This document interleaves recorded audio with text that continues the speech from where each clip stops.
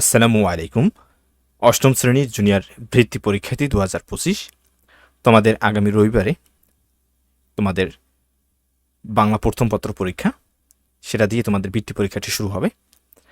তোমরা অনেকেই চিন্তিত রয়েছো যে আসলে বাংলা যেহেতু প্রথম তোমরা বৃত্তি পরীক্ষা দিচ্ছ কীরকম হবে, কারণ স্কুলে যে পরীক্ষা সেটা একটা সিলেবাস থাকে নির্দিষ্ট, আর তোমাদের বৃত্তি পরীক্ষার কিন্তু নির্দিষ্ট কোনো সিলেবাস নেই যে কোথা থেকে কীভাবে প্রশ্ন আসবে, শুধু এটুকুই তোমাদের দেওয়া রয়েছে এবং তোমাদের এখানে কোনো এক্সট্রা কোনো কোশ্চেন থাকবে না। তাই এটা নিয়ে তোমরা একটু বেশি চিন্তিত। তাই আমি হাজির হয়েছি তোমাদের বাংলা বিষয়ের, বিশেষ করে বাংলা প্রথম এবং দ্বিতীয় পত্রের সর্বশেষ এবং ফাইনাল সাজেশন। এরপর আর কোনো সাজেশন দেওয়া হবে না। তোমরা আজকে যারা দেখছো এবং আগামীকাল শনিবার রয়েছে, তোমরা এই 2 দিনে পড়লেই এটা কমপ্লিট করতে পারবে। খুবই শর্ট একটি সাজেশন। আশা করি সাজেশনটা তোমাদের খুবই কাজে আসবে। তোমরা ইউটিউবে বিভিন্ন ধরনের সাজেশন পেয়ে যাবে, কিন্তু সে সকল থেকে আমার সাজেশনটা সম্পূর্ণ ডিফারেন্ট, কারণ আমার সাজেশনটা সম্পূর্ণ অর্থাৎ মানসম্পন্ন একটি সাজেশন আমি মনে করি। কারণ এর কারণটা আমি তোমাদেরকে সর্বশেষে বলে দিব। শুরুতে রয়েছে 2025 সালের সিলেবাস অনুযায়ী জুনিয়র বৃত্তি পরীক্ষার মানবন্টন। তোমাদের বহু নির্বাচনী প্রশ্ন থাকবে 20 বা 20টি, যেখানে গদ্য থেকে 5টি, পদ্য থেকে 5টি এবং ব্যাকরণ অংশ থেকে 10টি, মোট 20টি তোমাদের বহু নির্বাচনী থাকবে। এরপরে সৃজনশীল থাকবে তোমাদের 40 নম্বর, অর্থাৎ 4টি সৃজনশীল থাকবে। তারপরে আনন্দ পাঠ থেকে একটি বর্ণনামূলক প্রশ্ন থাকবে, যেখানে 10 মার্কস থাকবে তোমাদের। এরপরে নির্মিতি অংশে তোমাদের 30 নম্বর এবং অর্থাৎ পূর্ণমান 100 নম্বর, এবং তোমাদের 5 নম্বর তো 33, সেটা তোমরা জানো। বাংলা প্রথম পত্র, অর্থাৎ শুরুতেই আমরা দেখিয়ে দেবো বাংলা প্রথম পত্রের সাজেশনটি এবং এর মানবন্টন সহ অন্যান্য বিষয়গুলি এবং বহু নির্বাচনী সাজেশন। এরপরে দ্বিতীয় পত্রের অংশটা দেখিয়ে দেবো সর্বশেষে। তোমাদের বাংলা প্রথম পত্রে কিন্তু 60 মার্কস, অর্থাৎ প্রথম অংশে 60 মার্কস এবং দ্বিতীয় অংশে 40 মার্কসের। তোমরা গদ্য থেকে 2টি প্রশ্ন পাবে, তোমাকে 2টি লিখতে হবে। পদ্য বা কবিতা থেকে 2টি প্রশ্ন থাকবে, 2টি প্রশ্নই তোমাকে লিখতে হবে। আনন্দ পাঠ থেকে একটি বর্ণনামূলক প্রশ্ন থাকবে এবং সেটাই লিখতে হবে তোমাকে। এই মোট 50 নম্বর, এবং তোমাদের বহু নির্বাচনী প্রশ্ন থাকবে 10। এখান থেকে একটা বিষয় তোমরা জেনে রাখবে যে আনন্দ পাঠ থেকে কিন্তু তোমার কোনো সৃজনশীল বা কোনো এমসিকিউ থাকবে না। এখান থেকে শুধু একটি বর্ণনামূলক প্রশ্নই থাকবে তোমাদের। এরপরে আমরা মূল পাঠ্যসূচি বা সিলেবাসটা তোমাদের দেখে নিই। তোমরা এখনও রয়েছো অনেকেই সিলেবাসের কথা জিজ্ঞেস করো, স্যার সিলেবাস কীরকম হবে, সিলেবাস কি? আসলে তোমার বাংলা যে তোমাদের বাংলা সহ অন্যান্য যে সাবজেক্টগুলো রয়েছে সম্পূর্ণ বইটাই মূলত তোমার সিলেবাস এবং পাঠ্যসূচি, এবং এখান থেকে তোমরা কি কি পড়বে। আমি এখানে কিছু স্টার তোমরা দেখতে পাচ্ছ, 3 স্টার দেওয়া রয়েছে। এই 3 স্টার যেগুলো দেওয়া রয়েছে তোমরা এগুলো আসলে সৃজনশীল অংশের জন্য একটু বেশি গুরুত্ব সহকারে পড়বে, যেহেতু তোমাকে প্রত্যেকটা তোমার এখানে আমি অনেক আগে একটা তোমাদের এই মানবন্টনের একটা ভিডিও দিয়েছিলাম, সেখানে কিন্তু নিচে লেখা রয়েছে যে তোমাদের বৃত্তি পরীক্ষায় প্রত্যেকটা অধ্যায় বা প্রত্যেকটা পাঠ্যসূচি থেকে প্রশ্ন করা হবে। সেখান থেকে প্রশ্ন করা হতে পারে হয়, যেহেতু তোমাদের গদ্য এবং পদ্য থেকে সৃজনশীল এবং এমসিকিউ থাকবে, অর্থাৎ বহু নির্বাচনী। তোমার যে অধ্যায় থেকে সৃজনশীল দিবে না, সেই অধ্যায় থেকে কমপক্ষে একটি হলেও এমসিকিউ দেওয়া হবে, অর্থাৎ পুরো বইটাই তোমাকে পড়তে হবে, বিশেষ করে এমসিকিউর জন্য। আর সৃজনশীলের জন্য তোমরা কিছু অধ্যায় ফোকাস রাখতে পারো। তোমরা নর্মালিভাবে তো সবগুলো পড়বে, এবং বিশেষ করে যেগুলো আমি 3 স্টার দিয়েছি সেগুলো তোমরা ফোকাসে রাখতে পারো। এগুলো থেকে তোমার সৃজনশীল আসার সম্ভাবনা অত্যাধিক পরিমাণে।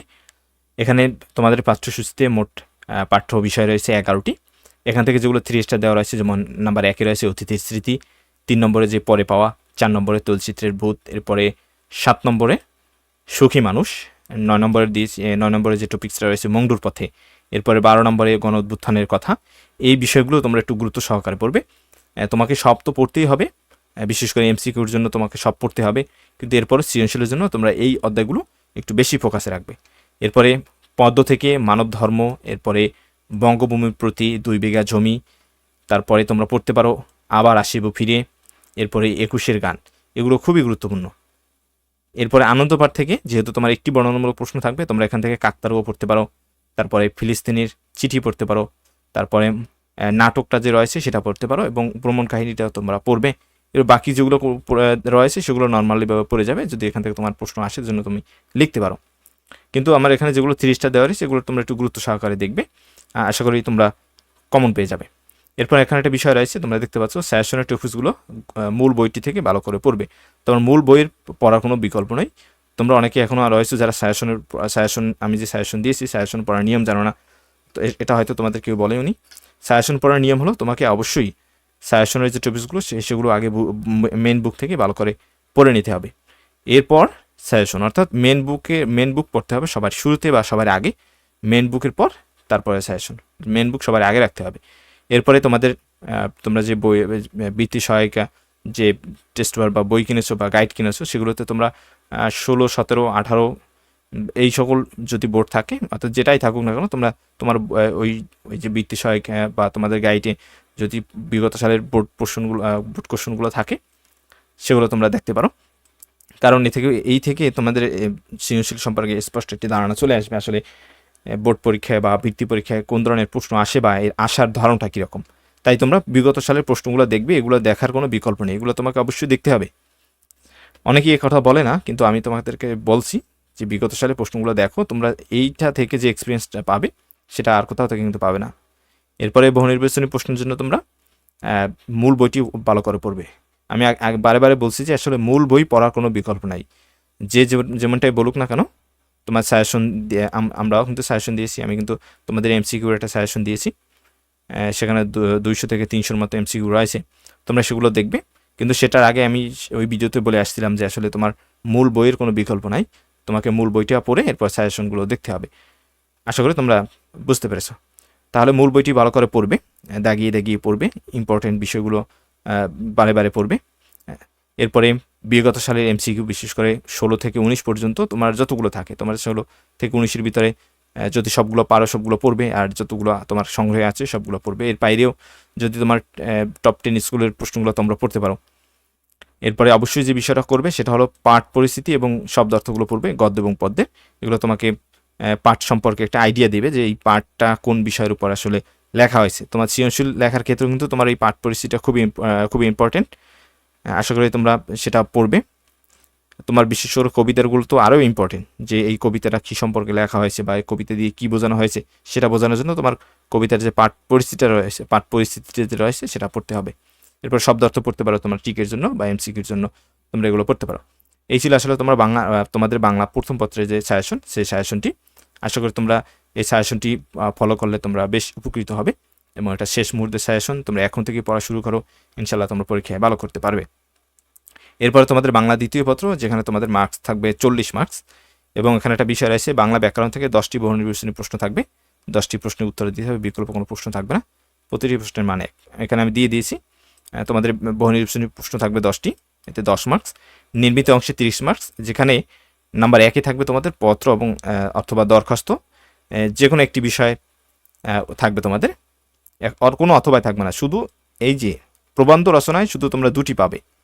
এছাড়া উপরে যে 3টি বিষয় রয়েছে বিষয়বস্তু, কোনোটাই কিন্তু অতিরিক্ত কোনো অপশন পাবে না, যেটা আসবে তোমাকে সেটাই লিখতে হবে। তোমার যদি পত্র আসে পত্র লিখতে হবে, দরখাস্ত আসলে দরখাস্ত লিখতে হবে, সারাংশ সারমর্ম যেটাই আসুক না কেন সেটাই লিখতে হবে।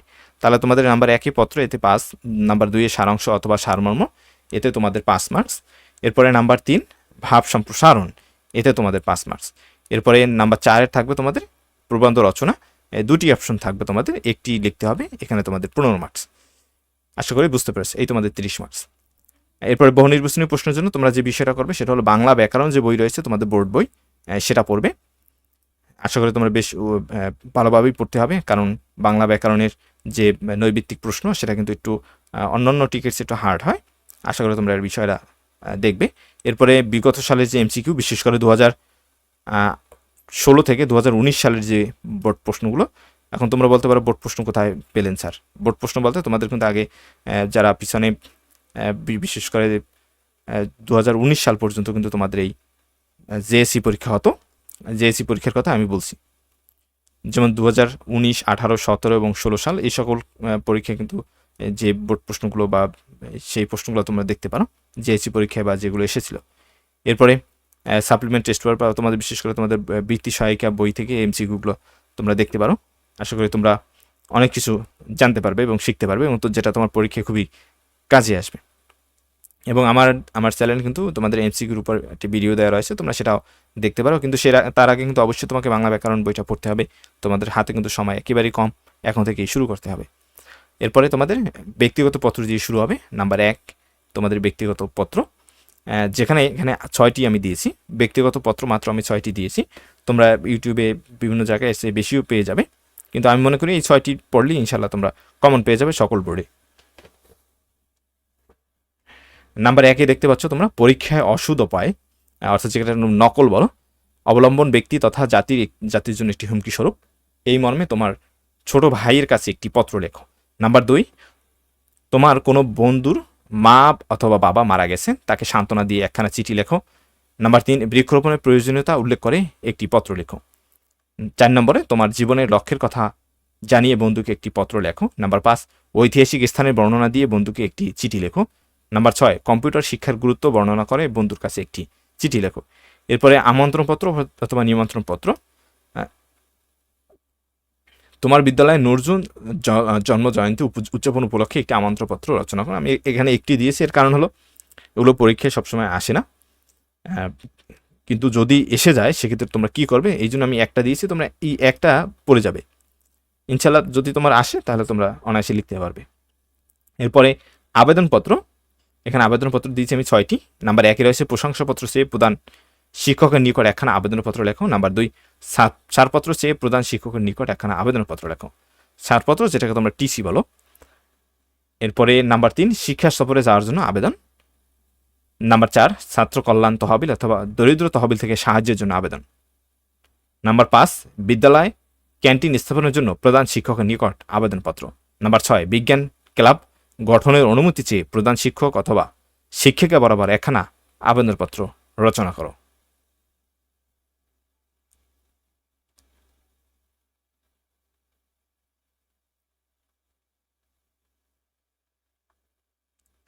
এরপরে পত্রিকায় প্রকাশের জন্য চিঠি, এটা হয়তো অনেকেই তোমাদের যে সাজেশনে দেয়নি, কিন্তু আমি তোমাদের জন্য দিয়েছি। এর কারণ হলো তোমাদের যে পত্র এবং দরখাস্ত এর ভিতরে আরও একটি অংশ হচ্ছে পত্রিকায় প্রকাশের জন্য চিঠি। এটা খুবই গুরুত্বপূর্ণ এবং পরীক্ষায় আসার মতো, এবং এটা প্রায় দেখা গেছে এটা আসে কিন্তু। এরপরে এখানে আমি মাত্র 5টি দিয়েছি, তোমরা এগুলো পড়ে যাবে, এগুলো অনেক সহজ। এর যে এই পত্রিকায় প্রকাশের জন্য চিঠি কীভাবে লিখবে তোমরা, এর ভিডিও কিন্তু আমাদের ইউটিউব চ্যানেলে অলরেডি দেওয়া রয়েছে, তোমরা সেটা দেখবে। আশা করি তোমরা একটি ফরম্যাট শিখে আর এখানে 1 থেকে 5টি যে রয়েছে শুধু এগুলো পড়ে যাবে, অর্থাৎ তোমরা এগুলো জাস্ট বোঝার জন্য পড়ে যাবে আর একটা ফরম্যাট পড়বে, ইনশাল্লাহ তোমরা যে কোনোটা লিখতে পারবে নিজেদের ধারণা দিয়ে। সেজন্য অবশ্যই তোমাকে ফরম্যাটটি আসলে শিখতে হবে, খুবই ইজি, তোমরা সেই ভিডিওটা দেখে আসবে। নাম্বার 1 রয়েছে তোমাদের বিদ্যুৎ বিভ্রাট প্রতিরোধ কল্পে, অর্থাৎ বিদ্যুৎ যে লোডশেডিং যেটা বলো তোমরা, সংশ্লিষ্ট কর্তৃপক্ষের দৃষ্টি আকর্ষণ করা পত্রিকা প্রকাশের জন্য চিঠি। নাম্বার 2, বন্যার্তদের সাহায্যের আবেদন জানিয়ে সংশ্লিষ্ট কর্তৃপক্ষের দৃষ্টি আকর্ষণের জন্য। নাম্বার 3, বৃক্ষরোপণের গুরুত্ব বর্ণনা করে জনমত গঠনের উদ্দেশ্যে পত্রিকায় প্রকাশের জন্য চিঠি। নাম্বার 4, সড়ক দুর্ঘটনা রোধকল্পে তোমার মতামত জানিয়ে পত্রিকায় প্রকাশের জন্য চিঠি। নাম্বার 5, দ্রব্যমূল্য বৃদ্ধির বিষয়ে পত্রিকায় প্রকাশের জন্য চিঠি। এরপরে রয়েছে সারাংশ ও সারমর্ম, তোমাদের দুইটাই পড়তে হবে, কারণ পরীক্ষায় কোনো অপশন থাকবে না, তোমার হয় সারাংশ আসবে না হয় সারমর্ম আসবে। এখানে 8টি রয়েছে, 8 মোট 16টি রয়েছে। নাম্বার 1 রয়েছে মানুষের মূল্য কোথায়। নাম্বার 2, আনন্দ প্রকাশ জীবনের শক্তি প্রবলতার প্রকাশ। নাম্বার 3, আজকে দুনিয়াটা আশ্চর্যজনকভাবে। নাম্বার 4, শ্রমিকের শ্রদ্ধার সঙ্গে। নাম্বার 5, মানুষ সৃষ্টির শ্রেষ্ঠ প্রাণী। নাম্বার 6, একজন মানুষ ভালো কি মন্দ। নাম্বার 7, সূর্যের আলোতে রাতের অন্ধকার কেটে যায়। নাম্বার 8, কোথা থেকে এসেছে আমাদের বাংলা ভাষা। এরপরে সারমর্ম, নাম্বার 1 রয়েছে সাম্যের গান গায়। নাম্বার 2, বসুমতী কেন তুমি এতই কৃপণা। নাম্বার 3, নম নম নম সুন্দরী মম জননী বঙ্গভূমি। নাম্বার 4, এই যে বিপটি শ্রেণী হেরি সারি সারি। নাম্বার 5, কোথায় স্বর্গ কোথায় নরক। নাম্বার 6, হে সূর্য শীতের সূর্য। নাম্বার 7, পরের মুখে শেখা বলি পাখির মতো কেন বলিস। নাম্বার 8, পরের কারণে স্বার্থ দিয়ে বলি। এরপরে ভাব সম্প্রসারণ, মাত্র 8টি দিয়েছি, ইনশাল্লাহ এর ভিতর থেকে তোমরা কমন পেয়ে যাবে। নাম্বার 1, করিতে পারি না কাজ সদা ভয় সদা লাজ। নাম্বার 2, জন্মিলে মরিতে হবে। নাম্বার 3, এই জগতে হায় সে বেশি চায় আছে যার ভুরি ভুরি। নাম্বার 4, জ্ঞানহীন মানুষ পশু সমান। 5 নম্বর রয়েছে একতাই বল। 6তে রয়েছে লোভে পাপ পাপে মৃত্যু। নাম্বার 7, সকলে তরে সকলে আমরা। এটার আরও একটি নাম রয়েছে, সেটা হলো পুষ্প আপনার জন্য ফোটে না। নাম্বার 8, সঙ্গদোষে লোহাবাস। এরপরে সর্বশেষ প্রবন্ধ রচনা, মাত্র 8টি দিয়েছি, ইনশাল্লাহ গ্যারান্টি এর ভিতর থেকে তোমরা কমন পেয়ে যাবে, আমি 100% গ্যারান্টি দিয়ে তোমাদেরকে বলতে পারি।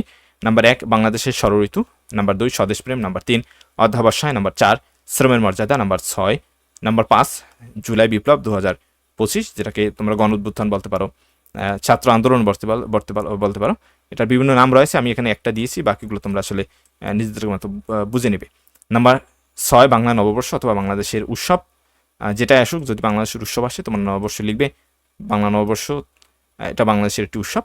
নাম্বার 7 দৈনন্দিন জীবনে বিজ্ঞান অথবা মানব কল্যাণে বিজ্ঞান, একই বিষয়, দুটি নাম। এই দুটি নাম ছাড়া তোমরা আরও বিভিন্ন নামে থাকতে পারে, এখানে যে 8টি রয়েছে 8টির আরও বিভিন্ন ধরনের নাম থাকতে পারে, তোমরা সেগুলো বুঝে নেবে। নাম্বার 8 ছাত্র জীবনের দায়িত্ব ও কর্তব্য অথবা দেশ গঠনে ছাত্র সমাজের ভূমিকা। ইনশাল্লাহ আমার এই বাংলা দ্বিতীয় পত্র সাজেশনটা তোমরা কমন পেয়ে যাবে, এবং এটা যদি এই অনুসারে তোমরা যদি পড়ো, ইনশাল্লাহ আমি বলতে পারি তোমরা অবশ্যই বাংলা দ্বিতীয় পত্র, আর বাংলা দ্বিতীয় পত্র বলতে বাংলায় তোমরা ভালো করবে, বিশেষ করে দ্বিতীয় অংশ এবং প্রথম অংশ দুইটাই ভালো করবে। এবং আরেকটা বিষয় যেটা আমি বলছিলাম যে সর্বশেষে বলবো যে কেন আমার সাজেশনটা ডিফারেন্ট। তোমরা ইউটিউবে বিভিন্ন ধরনের সাজেশন পেয়ে যাবে, যেখানে খুব সাজেশনটাকে খুব শর্ট করা হয়েছে, খুব শর্ট করে দেওয়া হয়েছে, বলা হচ্ছে যে 5টি অধ্যায় পড়লে তোমরা সৃজনশীল কমন পেয়ে যাবে। আসলে তোমার সৃজনশীলের জন্য যে আমি যে অধ্যায়গুলো দিয়েছি সেই অধ্যায় ফোকাস রাখবো, অন্যান্য অধ্যায়গুলো পড়তে হবে। অর্থাৎ বৃত্তি পরীক্ষার আসলে ওরকম শর্ট কোনো সাজেশন হয় না, কারণ যারা বৃত্তি পাবে বা যারা বৃত্তির উদ্দেশ্যে পরীক্ষা দিচ্ছে তাদের পুরো বইটিই ভালো করে পড়তে হবে, যেন যে কোনো স্থান থেকে প্রশ্ন আসলে তারা অনায়াসে অ্যান্সার করতে পারে। সেক্ষেত্রে তারা কিছু কিছু অধ্যায় ফোকাস রাখতে পারে সৃজনশীলের জন্য, যেগুলো আমি দিয়েছি। আর কেউ যদি 5টি অধ্যায় পরে বাকি অধ্যায়গুলো বাদ রাখে, সে কিন্তু বিশাল আকারের মারা খাবে। আশা করি তোমরা বুঝতে পেরেছো। আমার সাজেশনটা ফলো করো, ইনশাল্লাহ তোমরা পরীক্ষায় ভালো করবে। ধন্যবাদ সবাইকে। পরবর্তী সাজেশনগুলো দেখার জন্য আমন্ত্রণ থাকবে, আর আমাদের ইউটিউব চ্যানেলটি তোমরা সাবস্ক্রাইব করে রাখতে পারো, এতে তোমাদেরই সুবিধা।